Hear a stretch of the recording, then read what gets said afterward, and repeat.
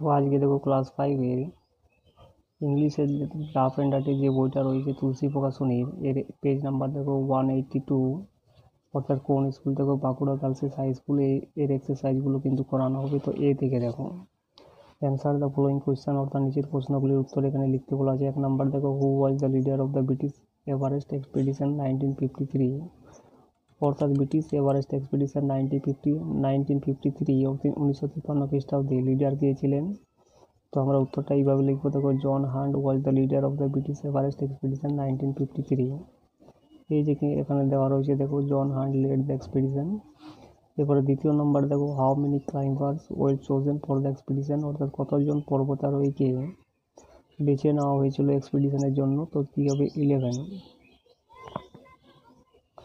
এই যে এখানে রয়েছে দেখো 11 চোজেন ক্লাইম্বার্স। তো কী হবে উত্তরটা, দেখো 11 climbers were chosen for the expedition.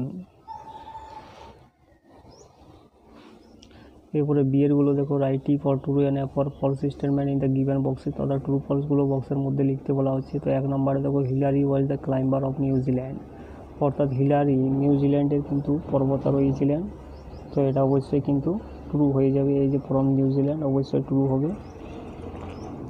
এবং দ্বিতীয় নম্বরে দেখো, the expedition took place in 1593।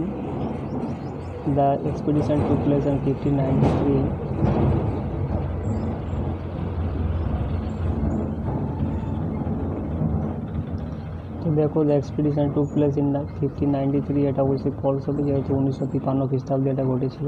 তৃতীয় নম্বরে দেখো, Tenzing Norgay led the expedition, অর্থাৎ এক্সপিডিশনটাকে নেতৃত্ব দিয়েছিলেন কে, তেনজিং নরগে, এটা অবশ্যই ফলস হবে। 4 নম্বরে দেখো, hunt selected A team of expert climbers, অর্থাৎ হান্ট বেছে নিয়েছিলেন এক্সপার্ট পর্বতারোহীদেরকে। তো এটা অবশ্যই ট্রু হবে। এরপরে গ্রামারগুলো দেখো, 2 দেখো, separate the subject and predicate in the following sentence and classify them in the table given below, অর্থাৎ কি সাবজেক্ট প্রেডিকেটগুলোকে এখানে সেপারেট করতে বলা হচ্ছে এবং সেগুলো কিন্তু এই টেবিলের মধ্যে কিন্তু লিখতে বলা হচ্ছে। তো রাহুলটা দেখো, রাহুলটা হয়ে যাবে এখানে সাবজেক্ট, আর ইজ ভেরি এক্সাইটেড টুডে, এটা হয়ে যাবে প্রেডিকেট। এরপরে দ্বিতীয় নাম্বার দেখো, Indian bowlers utilise the weather and pitch condition. তো ইন্ডিয়ান বোলার্স এটা হয়ে যাবে সাবজেক্ট, আর utilise the weather and pitch condition এটা হয়ে যাবে কিন্তু প্রেডিকেট।